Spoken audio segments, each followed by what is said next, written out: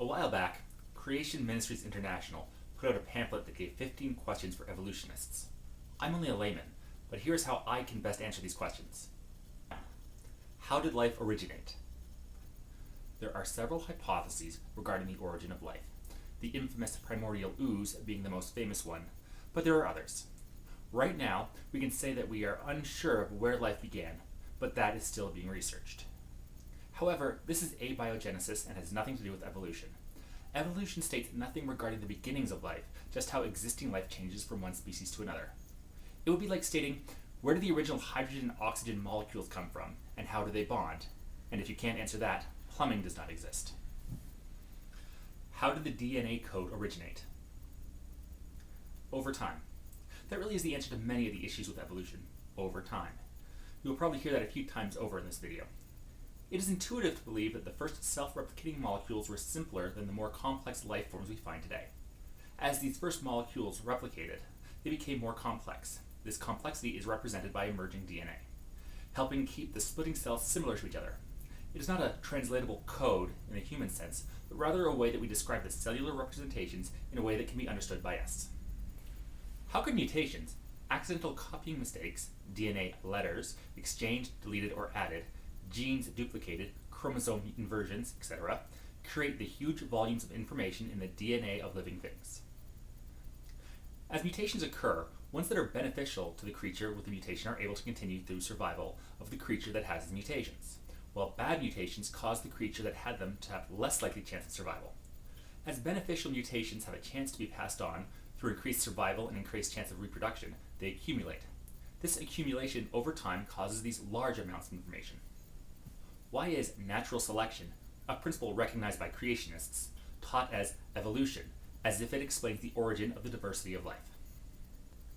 Natural selection is a key point in evolution, so thank you for recognizing it, I guess.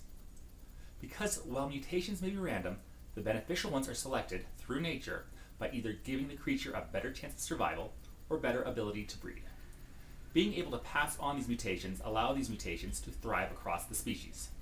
As mutations cause populations to split into multiple groups, life becomes more diverse.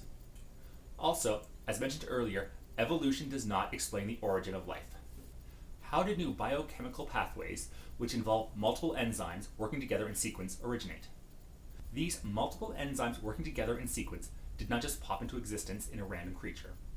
It would have started off with a simple cooperation between cells to make a slightly more efficient organism.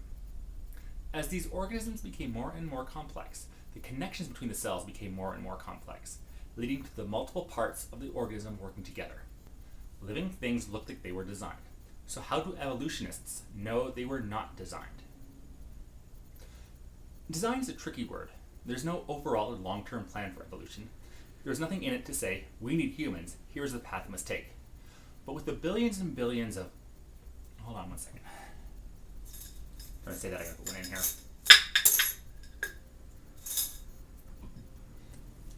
But with the billions and billions of mutations occurring, most neutral, many detrimental, and a few beneficial ones, with the beneficial ones gaining dominance, organisms will look designed for what they do. But this is more through trial and error process than a pre-planned design process. And to say something was designed by a planning mind is not a logical cause, because it presupposes a designer, which is not logical with any existing proof of that designer. Finally, we do not know that they were not designed. The entire theory of evolution could be wrong. But, lacking the evidence of any creator, there is no reason to believe that these creatures were designed. How did multicellular life originate?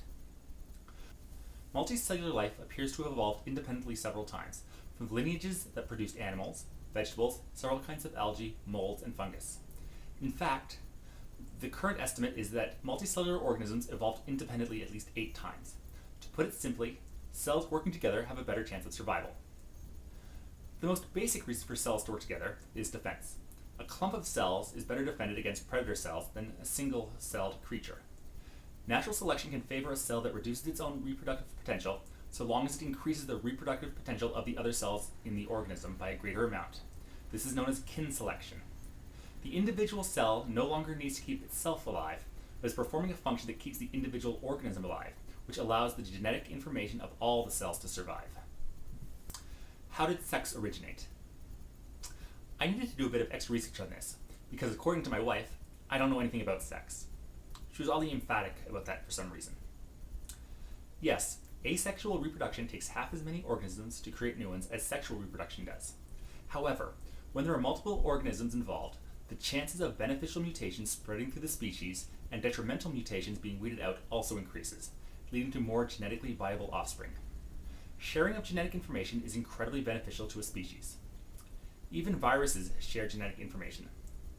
Sex is more likely to evolve in heterogeneous environments because some individuals will find themselves in different surroundings that they must adapt quickly in order to survive and reproduce.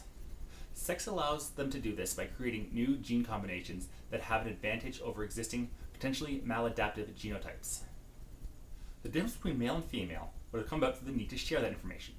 An organism that can act as both carrier of offspring and one that gives its genetic information to another organism is less efficient and uses more energy than a species where individual organisms take on single roles, either that of carrying an offspring or passing on genetic information. Why are the expected countless millions of transitional fossils missing? First, there are many transitional fossils. Every fossil found is a transitional fossil from one being to the next. Additionally, it is very rare for an animal to become a fossil. Very specific circumstances must occur for a skeleton to be fossilized. The fact that we have found as many as we have is a testament to how long life has been around for. I wonder how many species we will never know existed because none of their remains were ever fossilized.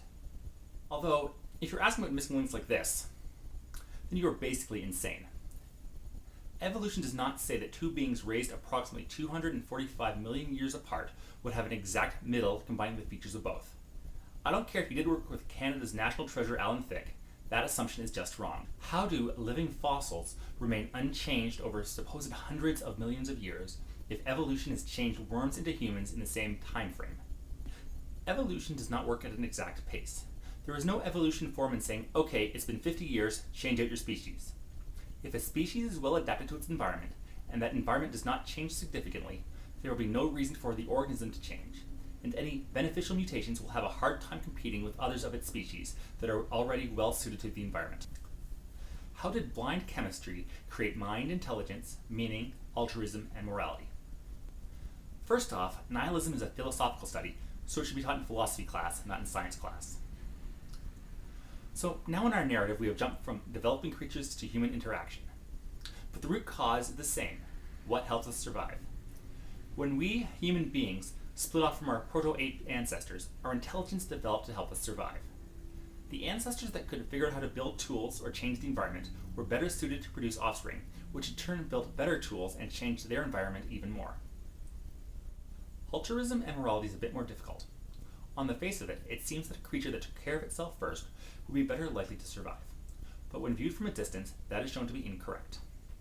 Humans working together have a better chance to survive than ones working alone. We developed society to help all of us do better, and a societal consciousness to strengthen that society. As for meaning, well, I covered that in an earlier video, but in short, what meaning is there in this world except meaning we give ourselves? Why is evolutionary just so storytelling tolerated? You are obviously referring to Kipling's stories about why animals have certain characteristics. As Professor Robert Kurtzman says, the goal should not be to expel stories from science, but rather to identify the stories that are also good explanations. Yes, there are many hypotheses as to why certain traits in animals were developed. Exploration is needed to find out which of those are correct. As for questions like why people are self-centered and also altruistic, or spread their seed but are faithful, that really oversimplifies the view of the world. Yes, conflicting traits are sometimes needed by the same species. Man had to be aggressive to survive, but also socially conscious to strengthen the community to assist in that survival. Where are the scientific breakthroughs due to evolution? Why does there need to be any? Isn't the understanding of evolution itself a huge breakthrough? Does any special technology need to come from a scientific concept for that concept to be true? Also, off the top of my head, viral and antibiotic research, breeding, and honestly a better understanding of our world are all great breakthroughs due to evolution. Science involves experimenting to figure out how things work, how they operate. Why is evolution a theory about history, taught as if it's the same as operational science? 2 words, Lenski bacteria. Why is a fundamentally... Okay, you probably want more.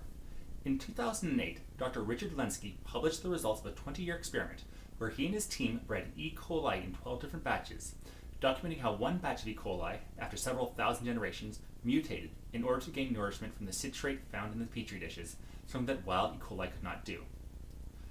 Another noted change was that all bacteria showed increased cell size and more roundness, which was due to the absence of external pressures found in the wild. These evolutionary changes have been observed, tested, and proven. The most basic pillar of Darwinian evolution is that organisms change to survive better in their environment, which has been observed. All science is about history. We can only theorize from what we know, and we can only know what has already happened. Basically, we note what has happened in the past and try to use that to predict what will happen in the future. Evolution can be used to make predictions. For example, how animals will respond to an outside stimuli. It also predicts what animals might be found and where.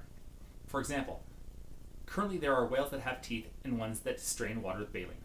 The prediction that there would be a transitional whale that had both teeth and baleen was proven true when a fossil of such an animal was found. Why is a fundamentally religious idea a dogmatic belief system that fails to explain the evidence taught in science classes? What evidence within the domain of evolution does evolution not explain? It is taught in science class because it is science. It takes known facts, gives an explanation for those facts that is not refuted by other evidence. And it is not a dogmatic belief, but one that uses known evidence to work out a theory. If there was some evidence that comes up that refutes what we know, the theory will have to be changed. In fact, it has done so several times since Darwin's original theory.